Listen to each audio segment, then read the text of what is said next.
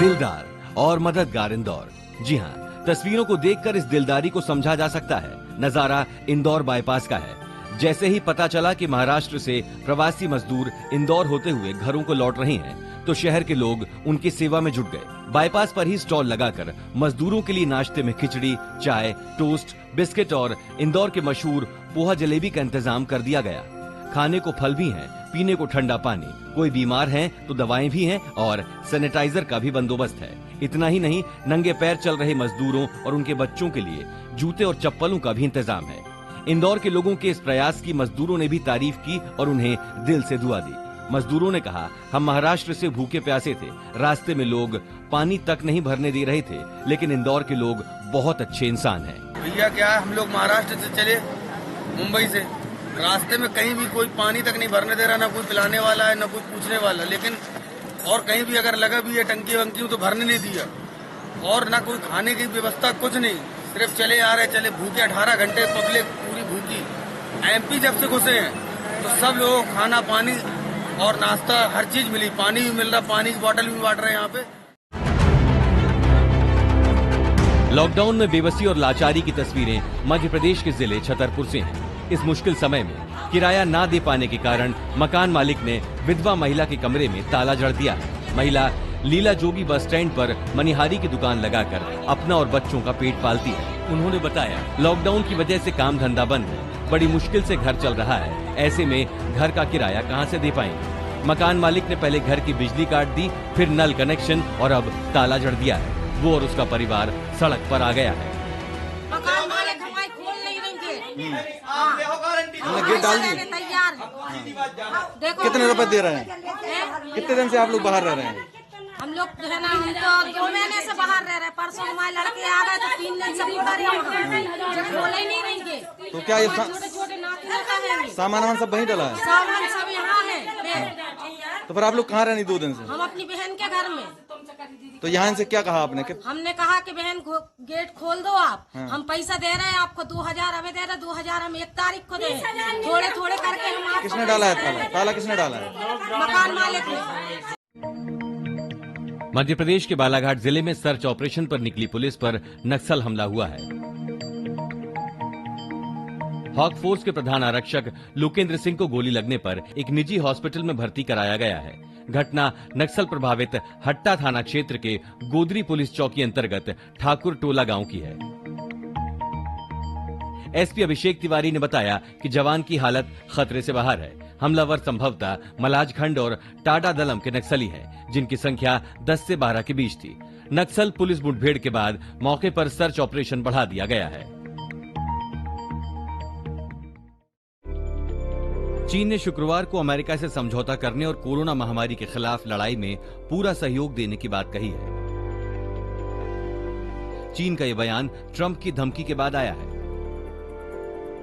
अमेरिकी राष्ट्रपति Donald Trump ने गुरुवार को कहा था कि वे चीन से सभी रिश्ते खत्म कर सकते हैं।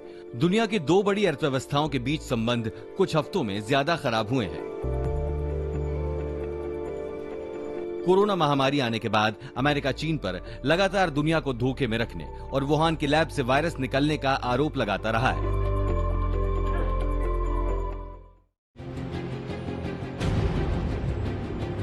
कोरोना वायरस से फैली महामारी में अब डेटा और आर्टिफिशियल इंटेलिजेंस की मदद से संक्रमित लोगों को बचाया जा रहा है। भारतीय मूल के ब्रिटिश वैज्ञानिक डॉक्टर अमिताभ बनर्जी के नेतृत्व में एक ऐसा ऑनलाइन कैलकुलेटर बनाया है जो किसी भी व्यक्ति के कोरोना वायरस से मरने का जोखिम का अनुमान लगा सकता है।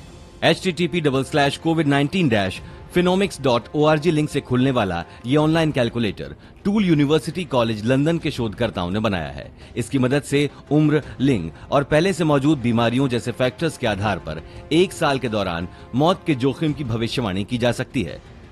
द लेंसेट जर्नल की स्टडी के अनुसार ब्रिटेन में 84 लाख लोग कोविड-19 संक्रमण के प्रति बेहद संवेदनशील हैं।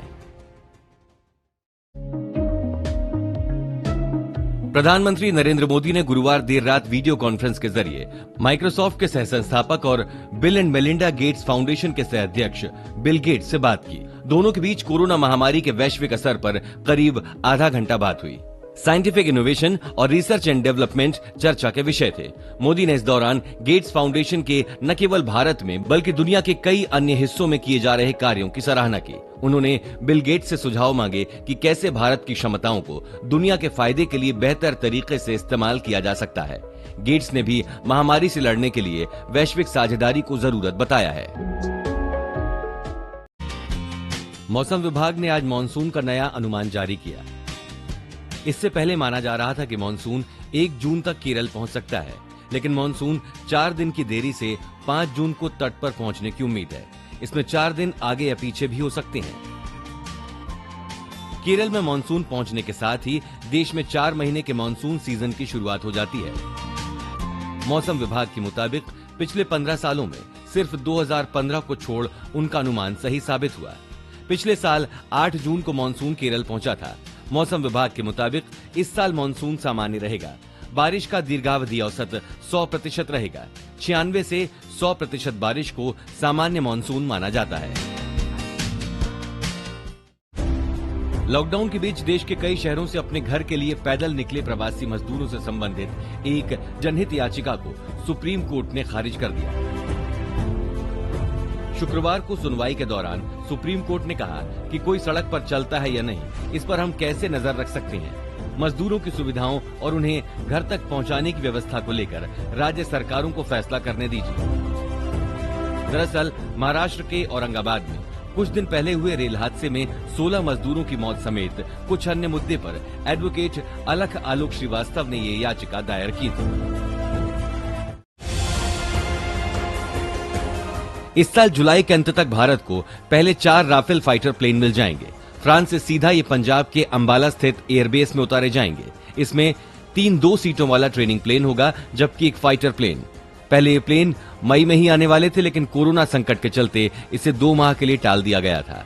राफेल मिलने से भारतीय वायुसेना की ताकत में जबरदस्त इजाफा होगा। सुप्रीम कोर्ट इस बार गर्मियों की छुट्टियों में भी काम करेगा।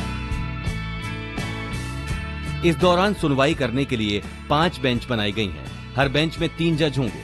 ये वीडियो कॉन्फ्रेंसिंग के जरिए नए, लंबित और तत्काल मामलों की सुनवाई करेंगे। देश की सबसे बड़ी अदालत में 18 मई से 6 जुलाई तक गर्मियों की छुट्टी होती है। इससे पहले सुप्रीम कोर्ट ने पेंडिंग केस जल्द निपटाने के लिए सिंगल जज की बेंच सुनवाई करने का फैसला किया था। 13 मई से सिंगल बेंच ने भी काम करना शुरू कर दिया है। सुप्रीम कोर्ट के इतिहास में ऐसा पहली बार हुआ। आमतौर पर सुप्रीम कोर्ट की एक बेंच में कम से कम 2 जज होते थे। सेना प्रमुख जनरल MM नरवणे ने शुक्रवार को कहा कि सेना के खर्चों में कटौती की दिशा में हमने काम शुरू कर दिया है। उन्होंने ये बात Manohar Parrikar institute of defence studies and analysis के ऑनलाइन वीडियो कॉन्फ्रेंसिंग में कही। नरवणे ने कहा, केंद्र ने कोरोना संकट के चलते आर्मी को भी खर्चों में 20% की कटौती करने को कहा है। हमने तय किया है कि आर्मी की टुकड़ियों के मूवमेंट में कमी लाई जाएगी। ये कटौती सेना के कौशल और युद्ध क्षमता से बिना समझौता किए होगी।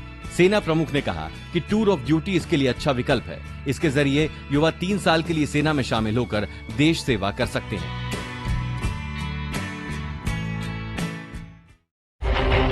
सिक्किम के उत्तरी इलाके में गुरुवार को पेट्रोलिंग पर निकले सेना के जवानों की एक टुकड़ी हिमस्खलन की चपेट में आ गई। इसमें शामिल 18 जवान बर्फ में दब गए। हालांकि रेस्क्यू टीम ने 16 को सुरक्षित निकाल लिया। इनमें से एक जवान SS राव ने इलाज के दौरान दम तोड़ दिया। लेफ्टिनेंट कर्नल रॉबर्ट टीए का बर्फ में दबने की वजह से पता नहीं चल पाया था। बाद में रेस्क्यू टीम को उनका शव मिला।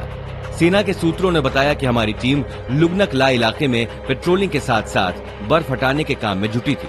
तभी 16,700 फीट की ऊंचाई पर हिमस्खलन हुआ। बीते एक हफ्ते में उत्तर सिक्किम में एवलांच की ये तीसरी घटना है। कोरोना महामारी के कारण रोकी गई बस सर्विस हरियाणा में फिर से शुरू कर दी गई है। शुक्रवार से हरियाणा के 10 जिलों में हरियाणा रोडवेज की सेवा को शुरू किया गया है। पहले दिन अंबाला से पंचकुला के लिए एक बस को रवाना किया गया। हालांकि सिर्फ 5 यात्रियों ने ही ऑनलाइन बुकिंग कराई थी। इनमें भी 4 यात्री ही सफर करने के लिए पहुंचे।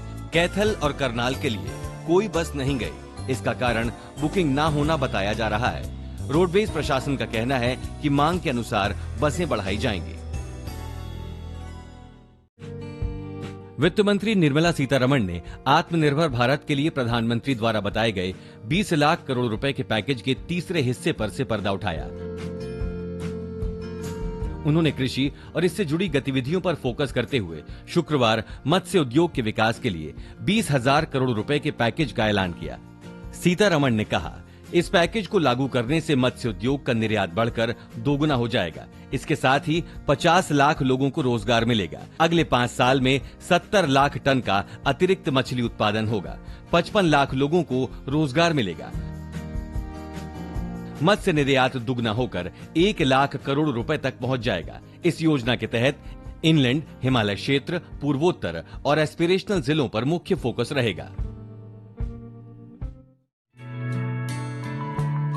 वित्त मंत्री निर्मला सीतारमण ने आर्थिक पैकेज के अंतिम दिन कृषि इंफ्रा को 1 लाख करोड़ रुपए देने के अलावा टोमेटो, अनियन और potato to all fruit and vegetable के लिए 500 करोड़ रुपए का ऐलान किया। आइए समझते हैं क्या खास है इस पैकेज में, किसे मिला और क्या मिला। अब ऑपरेशन ग्रीन का दायरा टमाटर, प्याज और आलू से बढ़ाकर सभी प्रकार के फलों और सब्जियों पर किया जाएगा। ये पैकेज किसानों के लिए है और सब्सिडी के रूप में दिया जाएगा। कितना मिला? टॉप से टोटल के तहत किसानों को 500 करोड़ रुपए मिलेंगे। कब मिलेगा? पहले ये 6 महीने के पायलट योजना के लिए होगा, फिर इसका विस्तार होगा। कैसे मिलेगा? कमतर मार्केट से सरप्लस वाले मार्केट में ट्रांसपोर्ट पर 50% किराए की सब्सिडी और 50% कोल्ड स्टोरेज में रखने पर सब्सिडी के रूप में यह राशि दी जाएगी।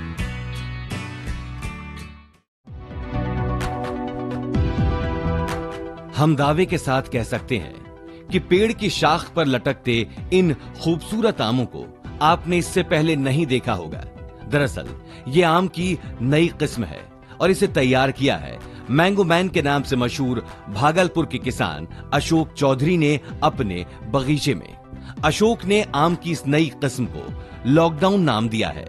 अशोक बताते हैं, आम की यह किस्म उन्होंने अमेरिका के इरविन और थाईलैंड के बीजू आम से तैयार की है। कोरोना वॉरियर्स को सलाम करने के लिए इस आम का नाम लॉकडाउन रखा है। कोरोना का टाइम है, कोरोना में हमारा देश बहुत अच्छा काम कर रहा है और कोरोना वॉरियर्स को सलामी देने के लिए हम उसी आधार पर इसका नाम लॉकडाउन रखना चाहते हैं।